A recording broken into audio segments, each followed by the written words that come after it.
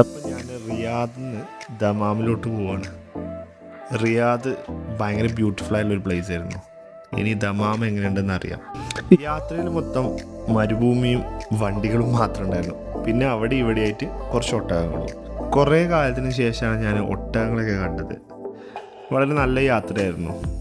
ഭയങ്കര ക്വയറ്റ്, ആരുമില്ല. ചില സ്ഥലങ്ങളിലൊക്കെ ആക്സിഡൻറ്റ് നടന്നിട്ടുണ്ട്. ആക്സിഡൻറ്റ് എന്ന് പറഞ്ഞാൽ നല്ല ഹെവി ആക്സിഡൻറ്റ്.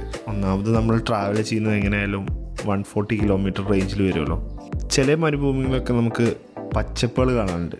നമ്മൾ ആടുജീവിതത്തിൽ പൃഥ്വിരാജ് കുറേ നോക്കി നടന്ന കുറേ സ്ഥലങ്ങൾ, ആ ഒരു ഫീലാണ് നമ്മൾ ശരിക്കും ആക്ച്വലി ഈ ഒരു റോഡിലൂടെ പോകുന്നത്.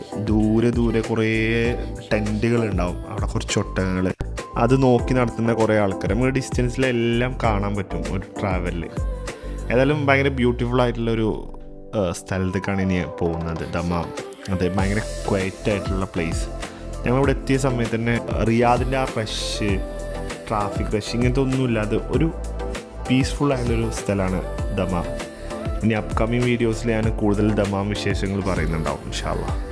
അപ്പോൾ ഓക്കെ, ബായ്.